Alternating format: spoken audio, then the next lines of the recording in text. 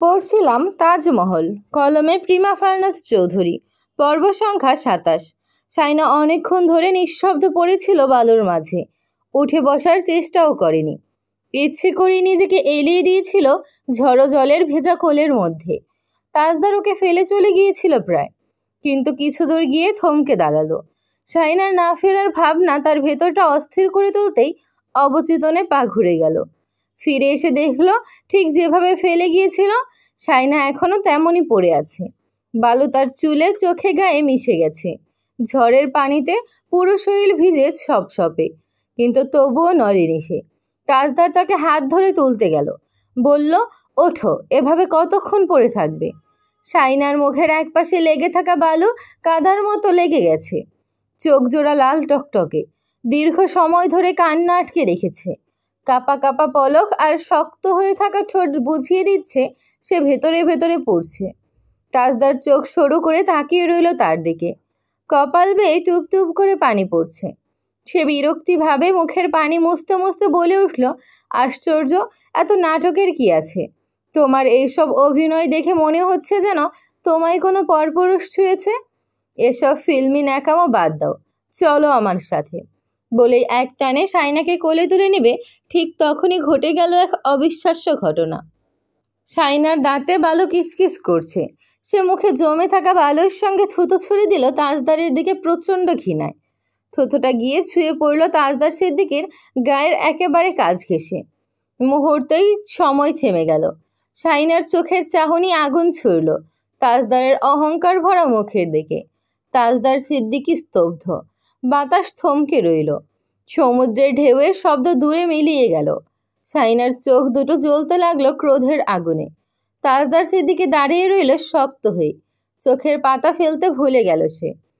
এই সেই সাইনা মমতাজ, যার সামনে নিজের সমস্ত দম্ভ অহংকার সংযমে বেঁধে রেখেছিল সে এতদিন, শুধু নিজের পছন্দে বিয়ে করেছিল বলে। আজ সেই মেয়েই থুতো ছুঁড়ে দিয়েছে তার দিকে। এত ঘৃণা, এত অসম্মান তাজদার সিদ্দিকী কল্পনাতেও আনেনি। তার ভেতরের সমস্ত গর্ব, অহংকার আর পুরুষতান্ত্রিক আধিপত্য মুহূর্তেই ঝুরঝুর করে ভেঙে পড়ল। এই এক থুতুই সাইনার সমস্ত নীরব অপমানের প্রতিবাদ যেন। ছোটবেলার সব অপমান, হারানো আত্মসম্মান আর অপারক ক্রোধ জমা করে আজ এই সে ছুঁড়ে দিল তাজদার সিদ্দিকীর মুখের উপর। তাজদার কথা হারিয়ে বসল। সাইনার ঠোঁট থেকে ঝরে পড়া এক বিন্দু থুতো তার ভেতরে বিস্ফোরণ ঘটিয়ে দিয়েছে। এতদিন দেখেও না বোঝার ভান করলেও তার এই মুহূর্তে বুঝতে বাকি রইল না, এই মেয়েটা তার স্পর্শকে ঘৃণা করে, তার উপস্থিতিকে ঘৃণা করে, এমনকি এই সম্পর্কের দাবিকেও। আকাশে আবার বিদ্যুৎ চমকালো। সেই আলোয় সাইনাকে দেখে মনে হলো যেন সে কোনো বিজয়ী যোদ্ধানীর মতো যুদ্ধ জয় করে পেছনে পরাজিত সৈন্যকে ফেলে চলে যাচ্ছে নিঃশব্দ, দৃঢ় দম্ভে ভরা পদক্ষেপে। তার ভেজা চুল কাঁধে লেপ্টে আছে, শাড়িটা কাদায় মাখা, তবু এই মুহূর্তে সে সুশোভিত, সংহত। চোখে তৃপ্তির দীপ্তি, ঠোঁটে রুদ্ধ বিজয়ের আনন্দ। মনে হচ্ছে সমস্ত অবমাননা, সমস্ত অপ্রাপ্তি আজ সে ফিরিয়ে দিয়েছে তীব্র ঘৃণার এক থাপ্পড়ে। তাজদার সিদ্দিকীর চোখের দিকে আছে আঙুল তুলে দেখিয়ে দিয়েছে, সে যত বড়লোক হোক না কেন, তার প্রতিপত্তি, তার অহংকার, তার দম্ভ, তার আভিজাত্য, এমনকি তার স্পর্শ সাইনাকে বিকৃত করে, ছোট করে। আর সাইনা সব কিছুর শোধ নিয়েছে।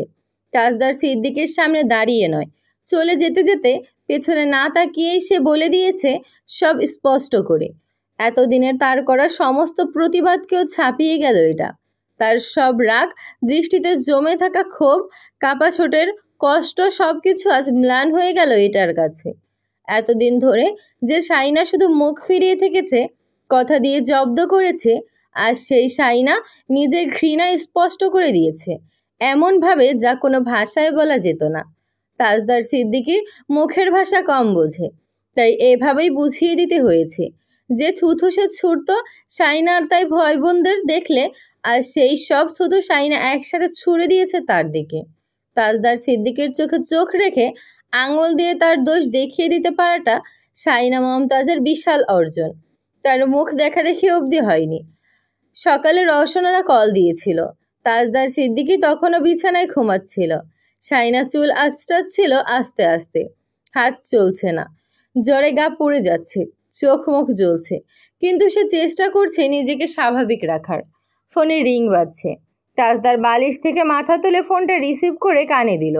রওশনারা ফোন করেছে। মা ছেলের কথাবার্তার এক ফাঁকে রওশনারা বললেন, আনিস আর শাইনার সামনে চর মেরেছে শুনে তোমার আব্বা রেগে গিয়েছে। আমরা ওকে বকেছি। তৌসিফ আমাদের সবটা জানিয়েছে। বাড়ি আসুক, তারপর একটা হ্যাস্তনেস্ত করব। তাজদার শোয়া থেকে উঠে বসলো। বাইরে বেরিয়ে এসে দরজাটা ভিজিয়ে দিয়ে গমগম গলায় বলল, ফোন দেওয়ার আসল উদ্দেশ্য কি তোমার মেয়েকে চর কেন মেরেছি সেটা জানা? সত্যি কথা বলবে। রওশনারা তার কথার টোনটা চেনে শান্তভাবে বলল, রেগে যেও না। ও মেয়ে বড় হয়েছে, শাসন করলে আলাদাভাবে করতে। সবার সামনে চর মারাটা আমাদের ভালো লাগেনি। তুমি ঠান্ডা মাথায় ভেবে দেখো সবটা। তাজদার মনোযোগ দিয়ে সবটা শুনল। তারপর বলল, বেশ, তোমাদের মেয়ে জাহান্নামে যাক, আমি আর ফিরেও তাকাবো না। আমি বুঝে গেছি আমি এক গাদা ছোট লোকের সাথে বসবাস করছি, যাদের মধ্যে বিন্দুমাত্র কৃতজ্ঞতার বালাই নেই। চর কেন মেরেছি সেই কারণ না খুঁজে আমার কাছে জবাব দিতে যাচ্ছে আমি কার কার সামনে চর মারলাম। কোনো ভদ্রলোকের মেয়ে একা একা কক্সবাজার আসে? হ্যাঁ? রওশনারা চুপ করে রইল, হাত কাঁপছে। শাইনা রুমে বসেই সব শুনতে পেয়েছে। তাজদার সিদ্দিকী আর রুমে এলো না, বাইরে দাঁড়িয়ে গর্জন করে যাচ্ছে। রায়হান তাকে জিজ্ঞেস করেছে কেন মায়ের সাথে ওভাবে কথা বলল, আর এতেই তাজদার সিদ্দিকী রেগে গিয়েছে। ওটা তার মা নাকি প্রতিবেশী খালা যে কথায় কথায় ছেলের উপর রাগ করে বসে থাকে? ছোটবেলায়ও সে খেলার মাঠে গন্ডগোল বাঁধিয়ে এলে মা শাসনের বদলে তার সাথে কথা বলা বন্ধ করে দিত, মুখ দেখাতো না, খাবার দিত না। তাজদার তখন আরও রেগে যেত। সেও মায়ের সামনে যেত না, কথা বলতো না। দিনের পর দিন মা ছেলে মুখ না দেখে থেকেছে, কথা না বলে থেকেছে। সেই যে দূরত্ব বেড়েছে, এখনো অবধি মা ছেলে মুখোমুখি বসে কথাবার্তা বলেনি। মা ছেলেকে বুকে টেনে নেয়নি। পাহাড় সময় একটা দূরত্ব আছে যেটা কোনোদিন কমার নয়। রায়হান এও বলল, আমার সাথে তো এমন করে না আম্মা। তোর সাথে কেন করে? তুই নিজের মাকে নিজেই চিনিস না, বুঝিস না। কোন কথায় আঘাত পাবে সেটাও বুঝিস না। তোর কি এখন আর সেই বয়স আছে যে তোকে মা ভালো মন্দ শেখাবে ধরে ধরে? মায়ের সাথে কোন কথা কিভাবে বলতে হবে এসবও যদি তোকে এখন শিখিয়ে দিতে হয়, এত বড় চাকরি বাকরি করা মানুষকে এইসব শেখানোর দরকার আছে বলে আমার মনে হয় না। তাজদার সিদ্দিকী কানে ফোন চেপে ধরে চুপচাপ শুনে গেল। শেষে একটা কথাই বলল, আমি মায়ের ছেলে কম, শত্রু বেশি। আমার সব কথায় মহিলা দোষ ধরবে সেটা আমি জানি। নিজের মা যেখানে দোষ ধরছে সেখানে পরের মেয়ে। তার কথা থেমে গেল। গলা ছেড়ে সে বলল, আমি রাখছি। রায়হান বলল, শান্ত হ, মাথা গরম করিস না। শাইনাকে নিয়ে ঘুরে ফিরে ভালোভাবে চলে আয়। আর আম্মাকে পারলে কল দিয়ে একটু শান্তভাবে কথাবার্তা বলিস, এত রাগ দেখাস না। তাজদার একটাও কথা বলল না, চুপ করে শুনে গেল সব। কথা ফুরাতেই ঠিক যেমন ছিল তেমনই নিঃশব্দে দাঁড়িয়ে রইল। বাইরে তখনও শান্ত হাওয়া বইছে। ঝড়ের পরের মুহূর্তে পৃথিবীও দম নিয়ে শান্ত হচ্ছে। শাইনা ধীরে দরজা পাল্টা একটু ফাঁক করলো, কৌতূহলে উকি দিল বাইরে। তাজদার সিদ্দিকী তখনও দাঁড়িয়ে আছে নিশ্চল, কপালে গভীর ভাঁজ, চোখে অদ্ভুত সংশয়, আর ভেতরে জমে থাকা কিছু অনুচ্চারিত প্রশ্ন নিয়ে। হঠাৎ করেই সে শাইনার দিকে ফিরল। শাইনার সঙ্গে সঙ্গে চোখ ফিরিয়ে ফেলল নিখুঁত কৌশলে, যেন সে মোটেও তাজদারের দিকে তাকিয়েছিল না এতক্ষণ। তাজদার ফোনটা চুপচাপ পকেটে রেখে দিল। জীবনে আর ফোন দেবে না রওশনারাকে, যতক্ষণ না ওখান থেকে আগে ফোন আসে। রওশনারা তার মা কম, প্রতিবেশী খালা বেশি, শুধু তার ভুলে ধরতে ব্যস্ত। বাবাও প্রতিবেশী খালুর মতো, আড়লে গালমন্দ করে নিজের ছেলেকে। ভাই বোনগুলোও এমন। এই সংসারে সবাই তার প্রতিবেশী। বউ তো সত্যি সত্যিই প্রতিবেশী। দুপুরে খাবার দাবার সবাই একসাথে খেয়েছে। তাসনুবা ভেবেছে ভাইয়া তাকে আরও বকাঝকা করবে, কিন্তু কিচ্ছু বলেনি। বিকেলের দিকে সমুদ্রে নেমেছে তারা। আনিসের পাশে এসে দাঁড়ালো শাইনা। আনিস অদূরে তাজদারকে দেখল, তারপর বোনের দিকে তাকালো, জানতে চাইলো কিছু বলবি? শাইনা দুই পাশে মাথা নাড়ল। আনিস তার কপালে হাত দিল। এ কি, জ্বর তো অনেক, কমে যাবে। ওষুধ খেয়েছিস? হ্যাঁ।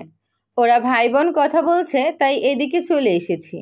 আনিস তাজদারের পেছনে তাসনোভাকে দেখল। তারপর শাইনাকে প্রশ্ন করলো, বাড়িতে ঝামেলা হয়েছে নাকি? হয়েছে বোধহয়। আনিস বলল, থাকবে, তুই টেনশন করিস না, ওদের ঝামেলা ওরা মিটিয়ে নেবে, পানিতে নামিস না। কিন্তু তাসনোভা এসে শাইনাকে পানিতে নামিয়ে নিতে লাগলো।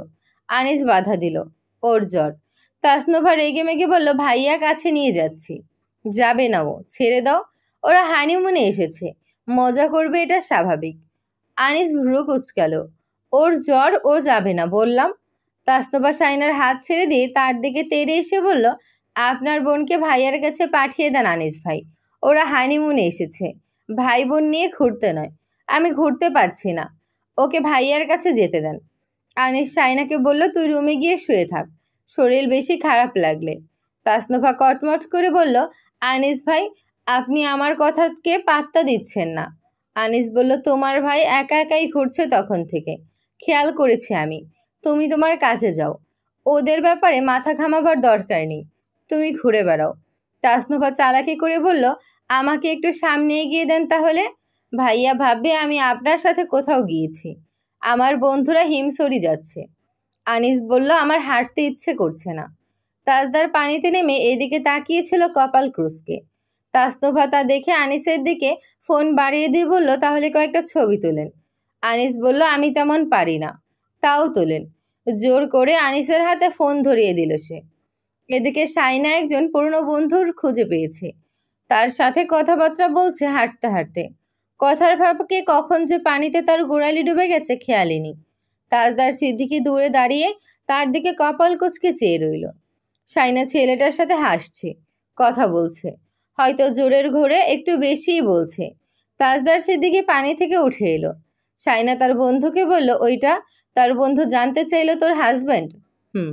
তার বন্ধু হঠাৎ বলল, আরে এটা সেই লোকটা না যে স্কুল মাঠে ছাগল চড়ানো মঈন চাচার ছাগল বেঁধে রেখেছিল, তাদের বাগানের গাছের পাতা খেয়ে ফেলেছিল বলে। শাইনা হেসে উঠে বলল, কবেকার কথা এখনো মনে রেখেছিস? আমি ভুলে গেছি। আরে হ্যাঁ, তাই তো, ওই সময় আমাদের হেডমাস্টার গিয়ে ছাগলগুলিকে ছাড়িয়ে এনেছিল, এক রাত বেঁধে রেখেছিল, তবুও কিছু মনে করিস না। হ্যাঁ। তাজদার পানি থেকে উঠে এলো। শাইনা তাকে দেখে পানি থেকে উঠে এলো। তাজদার সিদ্দিকী তার পাশ থেকে যেতে যেতে পায়ের গোড়ালি দেখল, এমনকি অল্প করে ভিজে যাওয়া শাড়িটাও। শাইনা অস্বস্তিতে পড়ে গেল। এমনভাবে দেখার মানে হচ্ছে বন্ধুর সাথে পানিতে নামতে অসুবিধা হয়নি। যদিও কক্সবাজার আসার পথে অনেক পরিকল্পনা করেছিল তাজদার সিদ্দিকী, কিন্তু সবটা চলে গেছে। শাইনার জ্বর বেড়ে গিয়েছিল, তাই রাতারাতি রওনা দিতে হয়েছে। ওই ঘটনার পর থেকে দুজনের কথা বন্ধ। কেউ বিন্দুমাত্র চেষ্টা করেনি কারোর সাথে কথা বলতে। তাসনোভা খুব খেপেছে শাইনার উপর। শাইনার জন্যই তাকে এভাবে ফিরে আসতে হয়েছে। সে অসম্ভব বিরক্ত। আনিসকে বলেছে, আপনারা যেদিকে যান সেদিকে একটা না একটা কেলেঙ্কারি লেগেই থাকবে। আনিস শান্তভাবে বলেছিল, হ্যাঁ, আমিও সেটাই ভাবছিলাম, যেদিকে যাই সেদিকেই সেই কেলেঙ্কারিও যায়। আপদ। তাসনোভা রেগে গিয়েছিল খুব। তার নাম কেলেঙ্কারি বলতে চেয়েছে আনিস ভাই, হেসে হেসে বাঁশ দিতে জানে এরা খুব। শাইনা মনে মনে একটা ভয় পাচ্ছিল যে বাড়ি ফিরে মস্ত বড় ঝামেলা হবে।